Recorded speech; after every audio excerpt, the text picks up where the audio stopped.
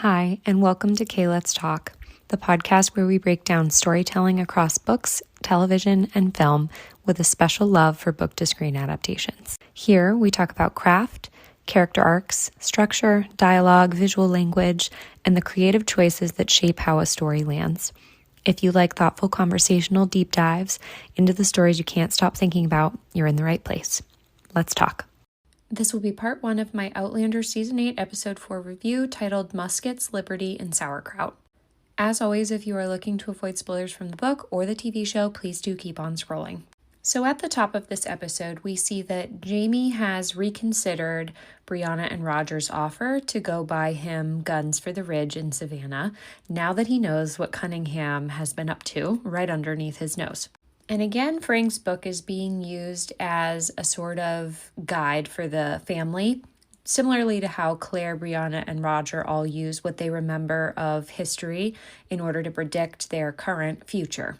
Jamie confirms that in the book, Randall refers to the end of the siege of Savannah taking place on the 9th of October, and the Continentals will fail, but the inside of the city is going to be safer because the battle takes place outside of it. He knows that the two of them will be safe inside the city with Fergus and Marsley, and then he hands a letter to Roger to give to Lieutenant Colonel Francis Marion. Marion was a real figure in history who was also known as Swamp Fox, and he's mentioned quite a bit in Go and Tell the Bees That I Am Gone. Roger then asks if that means that Jamie is going to be starting a militia of his own because he doesn't want to join Cleveland's. And Jamie admits that the last thing he would like to do is take part in Cleveland's specific militia, and that he is going to try and muster up one of his own on the Ridge.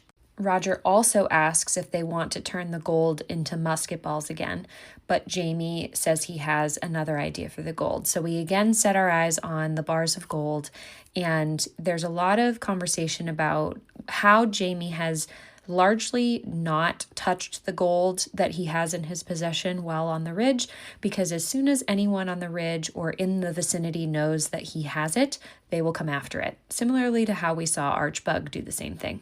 That is when we get the title card, which is Muskets, Liberty, and Sauerkraut. And it's this really beautiful slow pan over this table of all Brianna's painting supplies and watching her hands pack them up as she gets ready to head to Savannah. We're then back at Fergus's print shop. We get this shot again of the sign outside of his door, and we see Roger starting to dump the sauerkraut out and everybody complaining about the smell. Inside the containers are hidden bottles of whiskey and the gold bars that they can use to make into musket balls in Savannah. And Bree and Roger then fill Fergus and Marsley in on the grander plan because they did not want it in writing in a letter. And we hear Fergus start asking follow-up questions of Roger and what the plan is.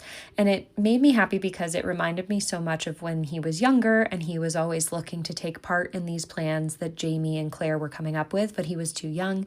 And now as an adult, not only is he taking it upon himself to get involved in the rebellion by writing his pamphlets, but he is now actively being included in the same plans that Jamie and Claire are coming up with themselves. Roger explains that many of the weapons that they're looking to acquire are more than likely not going to be at the camp he's going to, and so arrangements will have to be made with Marion for payment. And so Bree and Roger were hoping that they could leave the gold with Fergus and Marsley. And Marsley is quick to figure it out and point out that Fergus probably has hiding places within their home. She wouldn't be surprised if they found the crown jewels there. When Fergus and Marsley step aside, Bree and Roger take a moment to discuss when Roger should be leaving so that he has enough time to find Marion and avoid the impending battle. And again, that's foreshadowing to the end of this episode, how the timing, even though they're trying to manage it well, is going to be a hindrance to the plan. And Brianna is uneasy about that whole thing. Arguably, her part in this plan is the least stressful or dangerous to anyone. Then back at the Ridge, we see Jamie coming back to the big house, and he fills Claire in on all of the information he's collected about Cunningham from the tenants as he went out to collect rents.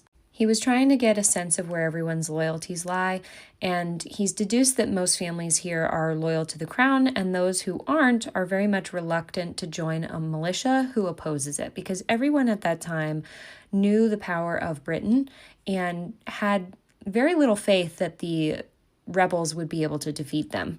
Jamie's also worried that if he starts to pull together his own men, Cunningham will catch wind of it.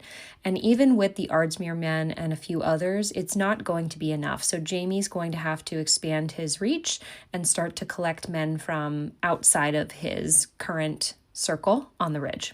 That's when Claire tells Jamie he should just evict Cunningham. And Jamie tells her pretty candidly that whether or not he gets rid of him himself, evicts him, someone will replace him or come to avenge him soon after, which I think is a really valid argument and a good reminder to the viewers that this is a little more convoluted than it might seem. To Jamie, it's better to have a close eye on Cunningham so that he can follow his movements, keep an eye on him, and make sure that he has his finger on the pulse of what's happening at the ridge, even though up until this point, Jamie's done a very poor job of that. He then tells Claire that Cunningham reports to a man named Patrick Ferguson, who is someone that Frank had written about in the book.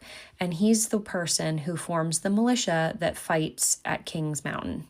Claire, at this point, is still not sure of Frank's intentions with the book, so she doesn't know if she can trust his word, but Jamie is seeing the words that he wrote play out in front of them, and he can't deny that any longer. And so he tells Claire that regardless of the book, if the man forming the militia is as dangerous as Frank wrote about, they will need to be ready either way.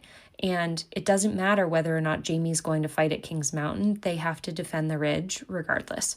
We see Fergus, Marsley, Bree, and Roger cheers one another with the title of the episode and drink the whiskey inside the print shop. And Marsley points out how ironic it is that a minister and his wife are the ones that are going to be smuggling guns back to the ridge.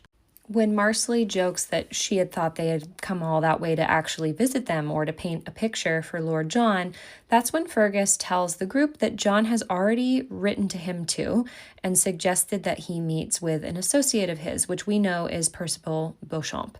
And he asks if Bree or Roger recognizes the name. John has claimed that this man has information that will be of great interest to Fergus, and that's when Bree points out that Claire's maiden name is Beauchamp, or Beecham, and that's when the glass then behind her shatters from a rock being thrown through the window. This very quick mention of Fergus and the meeting with Percy and that storyline is sort of meant to be a hook to gauge interest from us viewers into that storyline, and it's one that in the book I was interested in and found really compelling. I liked getting all these little nuggets of information that I was trying to put together in the background of the larger story, and so the show's doing a good job of doing that again here with the storyline in the show. We see that Fergus's sign has been broken, and he runs after the men who threw the rock and destroyed his sign, and he calls them cowards. And Marsley then explains to Roger and Bree that this is happening often. They often have bags of dead rats or other awful things on their door, and Bree doesn't understand why, and Marsley's able to explain to them that when people don't like the news, they blame the printer. Now, again, if you've read the book and you understand the storyline that takes place between Fergus and Marsley and their family, then this again is foreshadowing to what we're going to see later on in the season. And I also found it interesting that when Fergus is holding the piece that broke off of his sign, the word sons is on the front of it, and that's what we're looking at. And it's foreshadowing to what's going to happen to one of his sons. Roger and Bree come to learn that even though they're printing for both sides of the war, in doing so, they're angering both sides evenly. And that is ultimately the reality of being a printer during the war. Back at the ridge, we see Jamie, young Ian, and Josiah riding off to go find more men to join the militia. And in this short clip, we can see that the prospects are not looking too hot in the lands outside of the ridge. He does earn the loyalty of a few men, and that's when Ian calls Jamie over because he's come across a Scottish man who claims to know Roger and Bree from Scotland. And Jamie's face drops because he's already been debriefed on why Bree and Roger had to leave Scotland in the first place, and he knows that they've been worried someone would time travel to find them. And this is when we get our really the first big deviation from the source material, when Jamie comes across Buck Mackenzie in this tent. Jamie is convinced that the person he's going to come up behind is actually Rob Cameron. And so when he confronts the person, he asks, "Are you Rob Cameron?" And Buck has this really humorous reaction.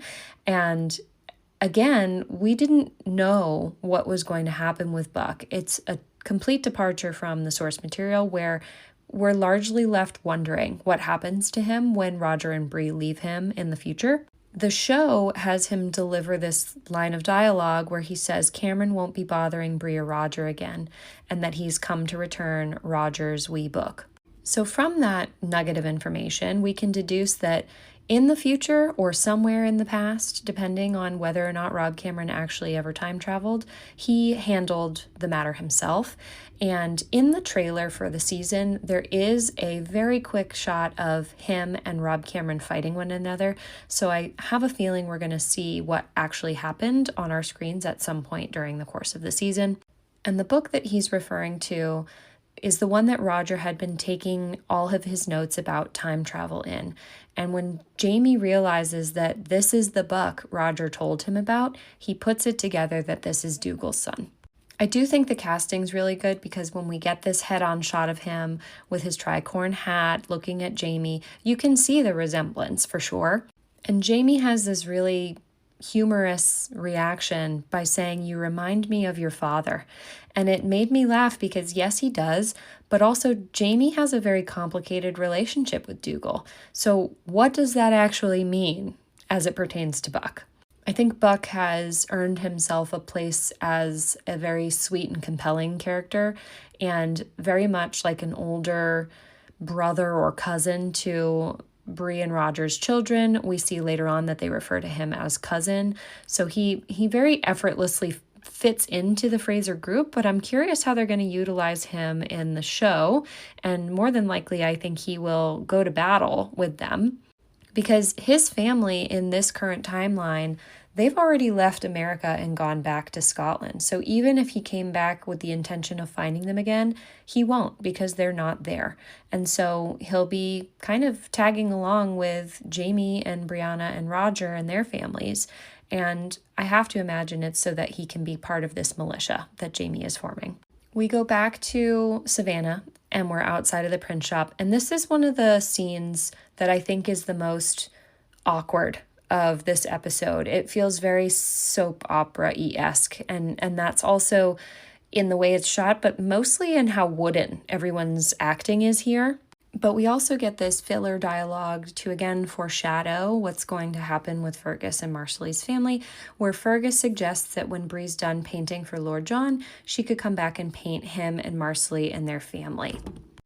That's when everyone says their goodbyes. They all are optimistic that everyone remains safe on this journey, and Roger heads out to find the camp while Brianna heads to Lord John's. Back at the ridge, the weather has taken a turn, and Claire and Fanny are preparing for the evening and having a conversation about whether or not houses are alive. And Claire believes that houses affect the people living within them directly, so it is likely that it would work both ways, which segues into a conversation that is a lot more emotional when Fanny asks if Amy Lindsay is still in her cabin haunting it. And Claire tells Fanny that feeling people who are gone through their memories and you're longing for them is a very common feeling. And Fanny says that she wishes Jane would haunt her. Claire insists that Fanny won't forget Jane and that Jane won't forget her either. And the two of them are talking about the people that they have lost and how they can best keep them alive. And that's when Fanny starts to reveal more about her parents. In the book, Claire makes a very conscious effort to not press Fanny on information about her family and her parents. And in this scene, she reveals that Jane used to whisper "Good night, ma chérie," because that's what their mother used to call Fanny herself.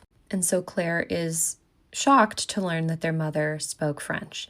And Fanny starts to share more about their parents. And it's always good or funny things that Jane would talk to her about, but nothing serious. And so Fanny figured out pretty quickly that Jane would only tell the other girls in the brothel about the serious things.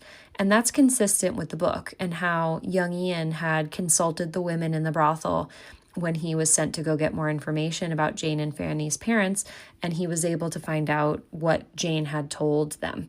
I didn't think we were going to get that storyline, but it does come up in this episode. And you can infer then that Claire had talked to Jamie about what was said between her and Fanny this night, and the two of them came up with this plan to have Ian go and find out more information as he passed through Philadelphia. That's when the windows start to rattle, and Claire goes to close it when she sees Elspeth Cunningham approaching the house. And she delivers one of my favorite book lines, which is, "And your little dog too," which Fanny overhears, and it's quite a humorous moment. And you'll recall that Mandy had called her the Wicked Witch when we were first introduced to the character. And Fanny very clearly isn't excited by her visit, because when Claire asks her to let her into the parlor, you can tell on her face that she's upset about it. And Elspeth basically falls into Claire's arms when she gets inside the house and tells her that she's fallen onto her shoulder and that her son is away. And Fanny watches Claire remove her clothes and diagnose that her shoulder is dislocated, and the two of them get her ready and prepared for Claire to slip the joint back into place. Claire gives her whiskey for the pain, and almost every beat of this scene is word for word, beat for beat, taken from the source material. And Claire and Elspeth's relationship is one that I really enjoyed in the book, and so it's nice to see that the actors are able to translate it so perfectly on screen. We also get this sort of removal of Elspeth's armor in this scene, because as soon as she has a few drinks in her, she lets the profanities fly, and Fanny can hardly believe that this woman who presents as so prim and proper is capable of speaking in such a way. I feel like these two, both Fanny and Elspeth, are presented as having more in common than they realize, and that's a theme, I think, with Elspeth's character that we're going to see expanded upon in future episodes and throughout the storyline and situation with her son. And we get a sense for that when Fanny leaves the room and Elspeth says that Fanny is a remarkable child. And Claire explains to her that despite her upbringing, she knows not to speak that way in public. And the two of them have this really subtle conversation with heavy undertones of finding common ground between them. And that's when Claire invites her to spend the night, because there's no way she's having her walk back home in her condition. And Elspeth has this really hilarious line about her condition being either her being drunk or her being injured. She can't deduce which one it is at the moment because she's had so much to drink. Back in Savannah, we see Bree arriving at Lord John's house, and she's met with William coming down the staircase. And he's clearly surprised to see her, and Lord John appears at the very same time. So it's made clear from the jump that William was not anticipating seeing Bree or having her come into the house. And it sets up this interesting dichotomy between William, Brianna, and Amaranthus, who sees Bree come in through the front door, and William's reaction to her, and his face completely lights up. And so she assumes that there's history between them. And her face in this scene says it all. She has this very clipped expression as John so happily greets Bree and tells her that he was worried he'd never see her again. And William, all the while, is watching her so curiously. And John then introduces Amaranthus, who admits that she is surprised that the portrait painter is a woman, and asks where she's traveled from. And that's when Bree says North Carolina. William is confused by this because the last time he saw Brianna, her and her family were going to Boston. So this is something that is getting his wheels turning as to why she'd return. And we hear him ask her that question later on. That's when both Amaranthus and Lord John excuse themselves and leave William and Brianna alone in this room to talk to one another. Because this was Lord John's plan all along. And in the book, this was very strategic to have Brianna come here and talk to him. And it ends up being this really tender moment that we see William kind of humanized as a sibling to Brianna. And their scenes in the book were some of my favorites, so I was really excited to see how this dynamic was going to play out on screen. As Brianna and William start to familiarize themselves with how she ended up at Savannah and why she isn't in Boston, she explains to William that they returned to Fraser's Ridge to be close and safe with family. And William is excited to learn that because it means that she has met Fanny, and he asks how she's doing. Brianna tells William that her parents have taken quite a liking to Fanny and reminds William that Jamie is their father. So she kind of segues the conversation into the elephant in the room because this is the first time that the two of them are actually conversing about that fact. That's when William asks Brianna if she knew that they were siblings when they met in Wilmington. And I really enjoyed the pacing of this conversation between them, and I did in the book as well, because she refers to her family as being his. And, William says in jest, it's a little late to lie about the truth now. In the book, he says, particularly when it's as plain as the nose on your face and mine, since the two of them are written and described as having Jamie's nose. And I felt like Charles Vandervaart did a great job with this scene and really kind of making William softer to this conversation than we would have seen him a few years ago when he was younger. And he says as much to Brianna. She is quite literally the only person that understands exactly how he feels. She did not learn that Jamie was her father until she was an adult, and she was able to come to terms with that and then form a really beautiful relationship with him and admires him in a way that I think William is still reluctant to do or accept, but he has watched it from afar with her. And I think that William finds comfort in the fact that Brianna was able to get there with Jamie, and that even if William kind of keeps that on the periphery of his life, the man clearly is someone who is worthy of that relationship dynamic with Bree, and therefore I think it gives him confidence in him one day having a cordial relationship with him as well. A lot of this dialogue is pulled straight from the book, where he says he's glad that Bree didn't tell him back then because he wouldn't have known how to respond to it at the time, and frankly, he still doesn't quite know how to deal with it.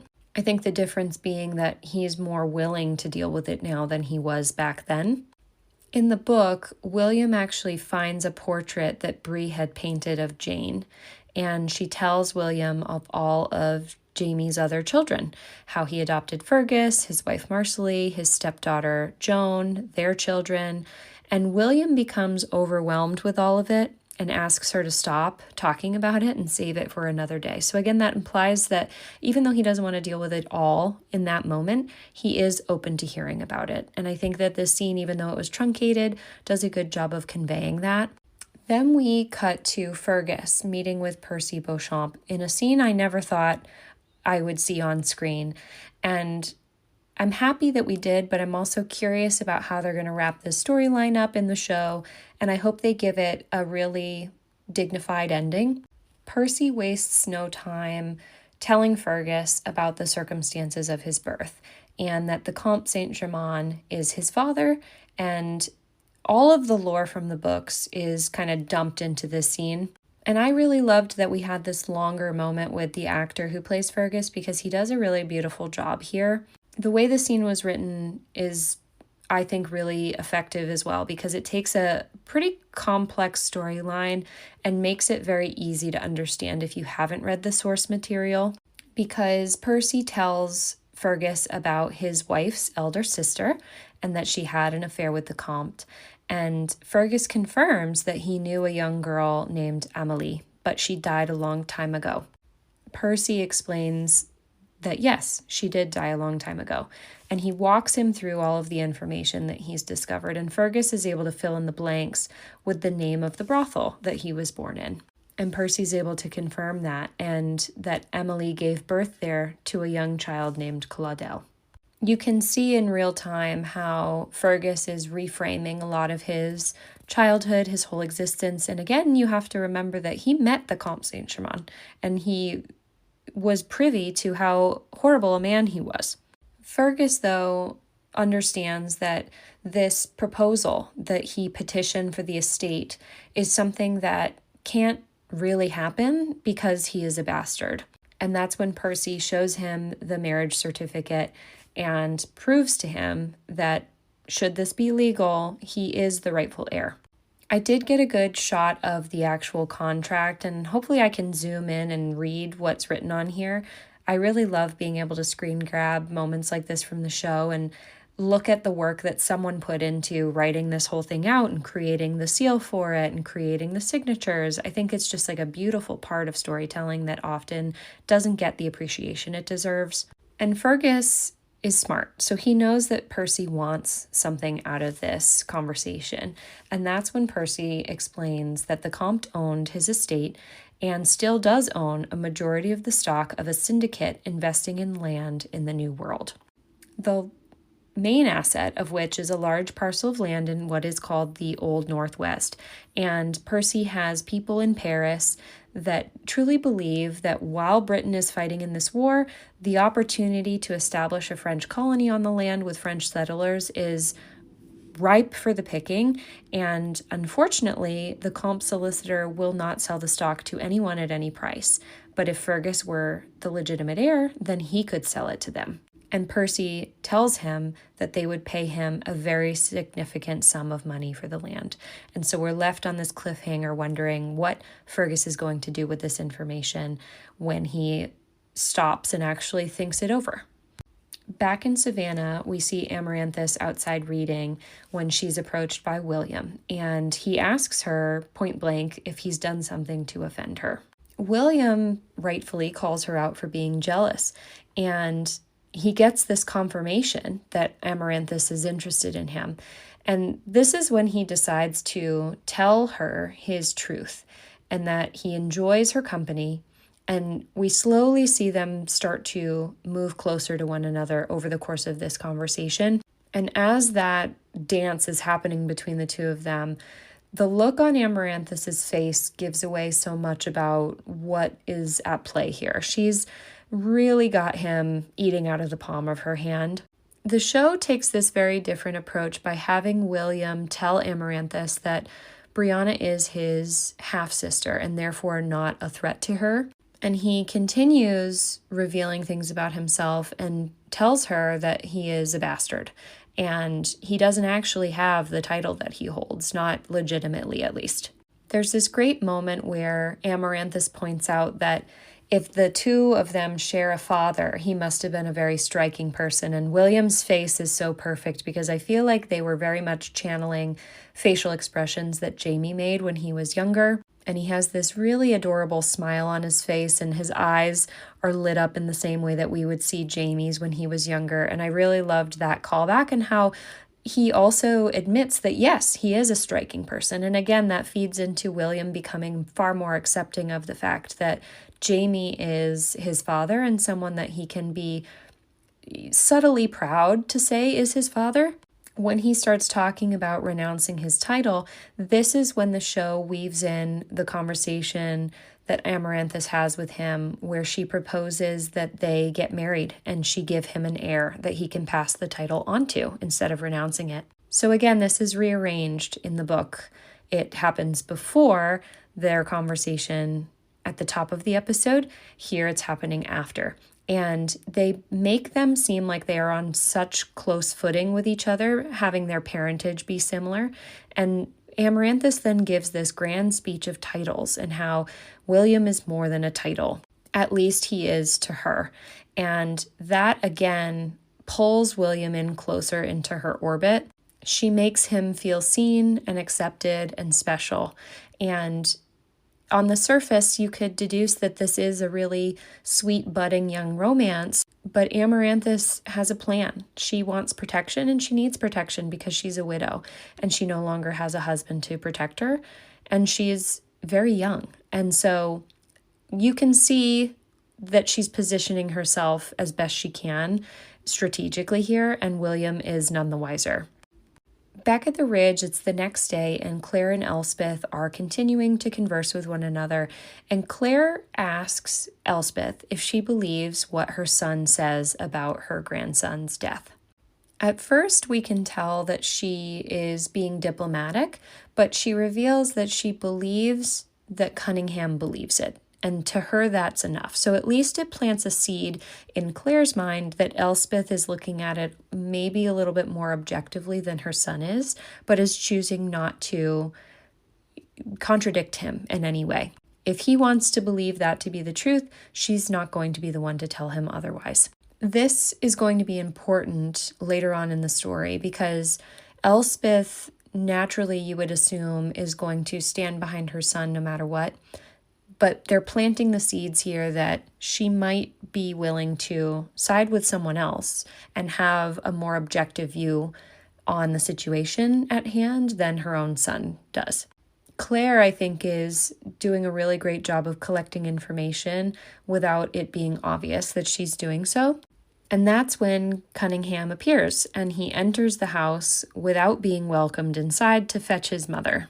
We see him walking around inside and Claire having to steer him back towards her surgery because he's letting himself in. And when the two of them interact, you can tell that it feels quite rehearsed. The dialogue that Cunningham delivers to his own mother feels very practiced, rehearsed, and sort of icy. Claire tries to make it clear that her and Elspeth actually have a very good relationship and that she enjoyed having her at the house and that she's fine after spending the night in her care. That's when Elspeth lets her son know that Jamie is away on business. And I don't think that this is necessarily meant to throw Claire under the bus. I think it was just an honest statement that she made, but everyone in the room picks up on the fact that it's like a shark in the water with blood, that Cunningham starts to pivot the conversation and point out that Claire must feel so lonely when Jamie is away. And his face, again, is that very rehearsed face that is hiding so much, but is also just unapologetically transparent. For him to say, this house must feel so empty with Jamie away and you being there all alone, it's very, very loaded. And you can tell that his mother picks up on that and can feel that something is at play here that she's unaware of, especially when we see her looking at her son and then slowly panning her eyes over to Claire. And Claire paints on this face and reassures him that she's fine alone. And I think this is, again, a great example of us watching Claire in this time being so much better equipped to deal with situations like this, even though they are inherently so dangerous. She knows how to converse with these men in a way that women of that time would never dare to. And this is another perfect example of her doing that. And essentially, she warns him so much as she is defending herself and tells Cunningham he should be back any minute. So basically, back off. His expression in that moment is just so devoid of any sort of empathy. And that's when his mother asks him if he's brought the wagon and cuts the conversation off at the knees, and they exit the big house. And when they leave, Cunningham has this really kind of eerie commentary about how this is to be continued once Jamie returns home. And Claire knows that this isn't going to end well. Back at Fergus and Marcelly's home, they're discussing the news about his parentage and how Amelie was his mother and that he had remembered her when he was young and in the brothel. I really loved Marcelly in particular in this scene because she's always been such a steady presence in Fergus's life and such a rock for him. And she does this wonderful job of guiding him through his feelings and being supportive without being patronizing at all. She asks him questions that walk him through his feelings, like I said, and asks him in particular about his mother.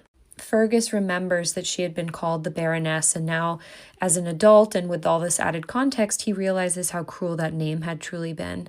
And when Marcelly asks him if she had been kind to him, Fergus tells her that she actually had detested him of all of the children in the brothel. That breaks Marcelly's heart, and Fergus explains to her that he understands why she would detest him so much. He was, as he says, the spawn of the man who took everything from her. And that's a really difficult thing for him to wrap his head around.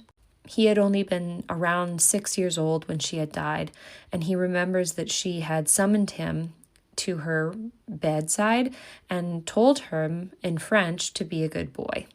Fergus at this point is recontextualizing his entire life since he knew the Comte and recalls that he had tried to kill Claire. Marcelly then reinforces in him that just because his father was that person, it doesn't mean that Fergus is like him or takes after him at all. When she says that maybe he could take this land and do something good for it and use this plot of land that he's entitled to, Fergus calls out the fact that he can tell that Percy Beauchamp is someone who lived the same life as him.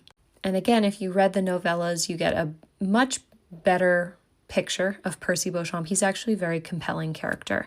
But Fergus ultimately needs to know why Percy and the people in Paris want the land so badly. What effect will that ultimately have in the long run? Because him and Marcelly have devoted their lives to this patriot cause.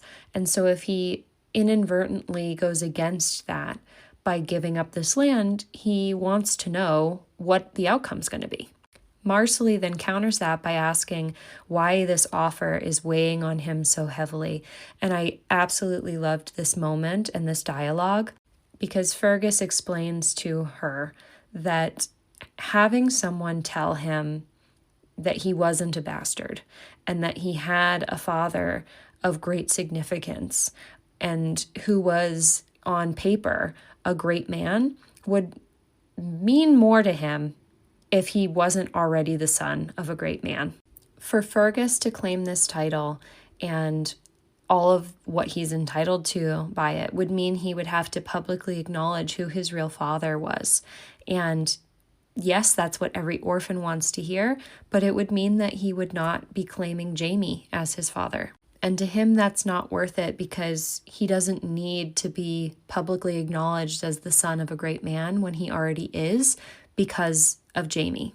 And no one understands that better than Marcelly. Back at Lord John's house, we can see that Bree hears cannon firing, and John tells her that there's a ship that's moored off the coast. There's nothing for her to worry about. They're safe inside the city. But ultimately, we know that she's actually more worried about Roger. And Lord John knows that something's going on with her. But first, she confronts John as to why he didn't tell William that she was coming. John then admits that he hoped Bree's presence would help give William some guidance and a sense of purpose because she's the only person he believes that could talk some sense into him. And again, this is all sentiments coming from the book. He had originally written the letter to Jamie to try and get Brianna to come. And when he was writing that letter, Hal had been giving him advice on what to say, and John had expressed all of the things that he says in this scene with Bree to Hal. That's when John flips it around and asks Bree about where her husband is, and she owns up to it pretty quickly. Then we get this really beautiful scene and dialogue where John starts to talk about how William and Bree and Jamie all share this same stubbornness. And again, this is incorporating that borrowed dialogue for the scene originally between John and Hal. And it's this beautiful commentary on what it feels like to be a parent and having this ache in your body worrying about the outcome of your child. And Brianna and him are able to relate on that feeling and what it is to be a parent, which means so much to John because even though he is not William's biological father, and now William knows who his biological father is, he is still a father to him. And I think that that idea and concept is really beautiful to map out in this way.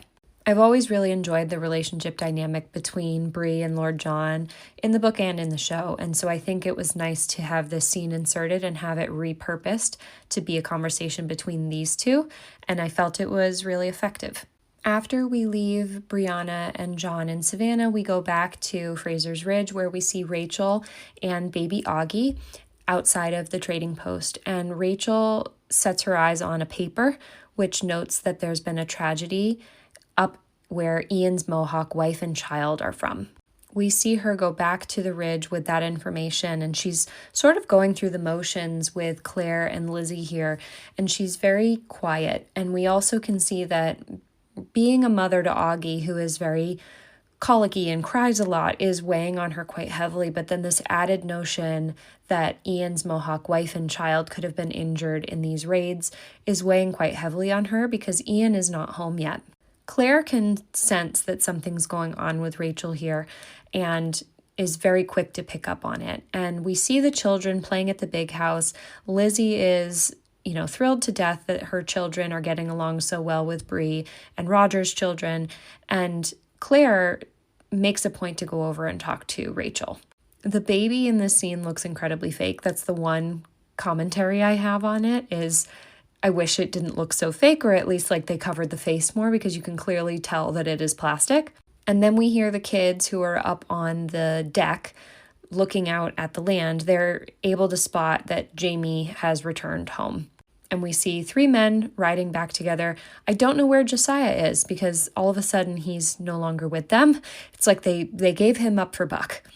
And as Buck gets off his horse, we can see that Jemmy and Mandy recognize him right away and run towards him and announce that their cousin is here. So even though Buck is actually their great-great-great-great-great-great-grandfather, however many times great, they refer to him as a cousin. And this is when Jamie very proudly and excitedly introduces Buck Mackenzie to Claire. And Buck says right away that Claire's reputation precedes her, and she agrees and says that his does too. And they have this offhand commentary about how long his journey might have been, because Claire's well aware that he has time traveled to get there. That's when the offer for Buck to stay as long as he'd like on the ridge is extended. And that's when we see Rachel and Ian reuniting. And Rachel is not as excited to see Ian because something's wrong, and he can tell right away.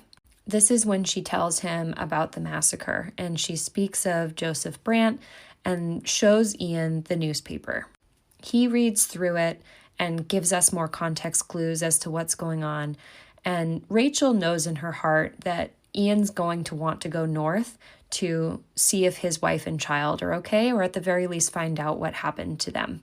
And Rachel at that point says that she will go with them because she knows that he is going to be called to do this, and nothing she says is going to convince him otherwise. And so they agree that they're going to head north. And this is a storyline that I sort of felt like they were going to omit from the series just because it removes him and Rachel for such a long period of time, and for a payoff that I didn't know would add to the greater storyline. But they are including it, and they also are going to use it to fill in the moment when Ian goes to the brothel in Philadelphia to find out more information about Fanny and Jane's parents. So we probably won't see a lot of them on screen because it's going to be a full calendar year before the battle at Kings Mountain when he returns. But they might do some cutaway B plot scenes between these two.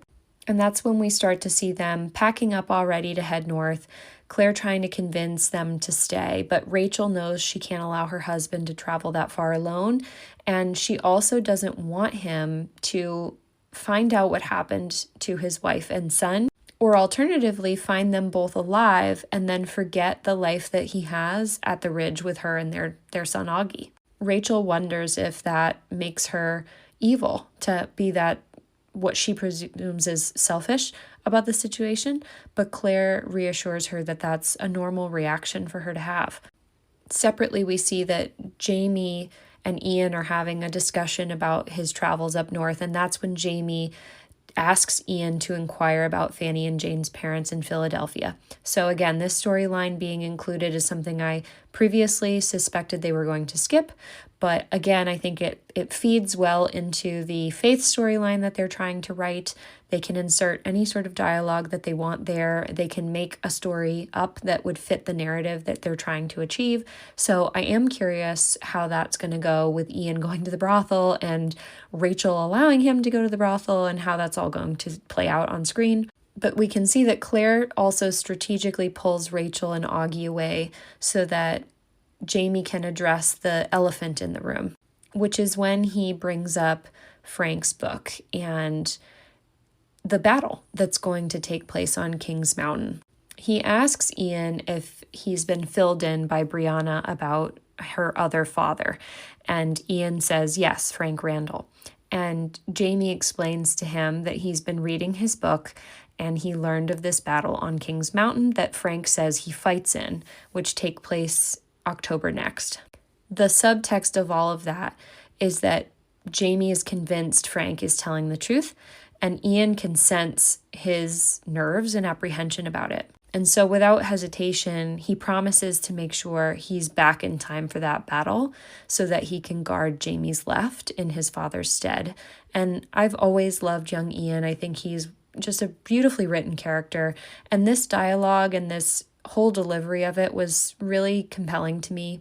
And you can tell on Jamie's face how much that means to him, that his own kin is going to be with him in this moment that he's really, pun intended, staring down the barrel of a gun, of. Ian is not someone to shy away from a battle, and he's heard of King's Mountain before. And if you've read the book, you know that he's going to be really important in that whole moment of the story.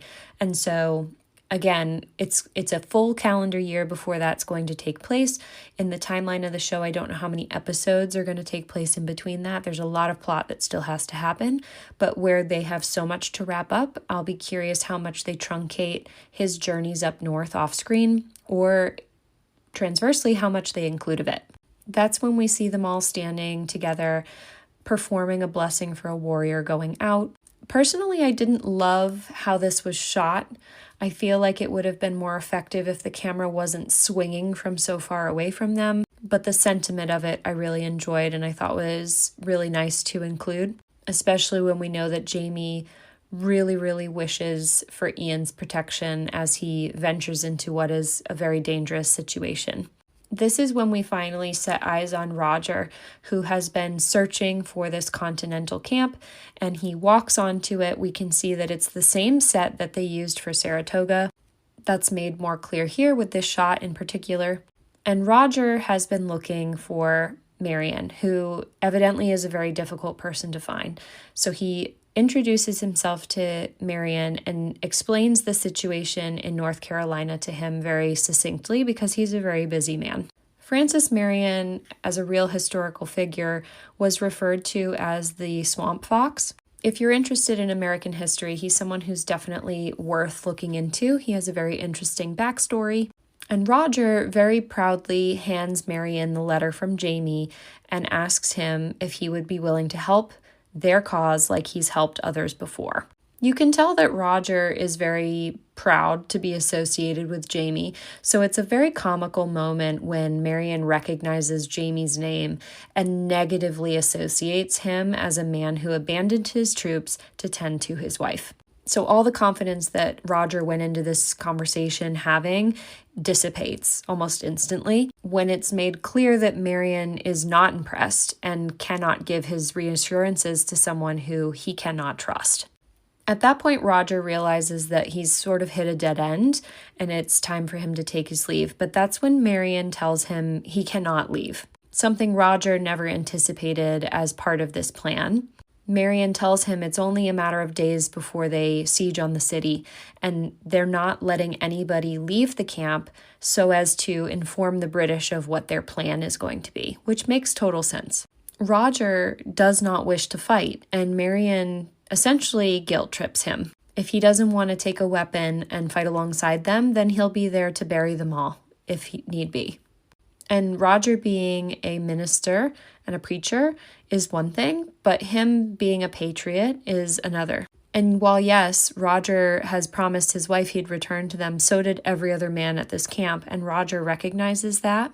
And that's when he switches and says, if you have a sword, I'll fight alongside you. This is foreshadowing to some of the clips from the trailer where we see Roger in the full uniform, and so I suspect we will be getting that in the next episode.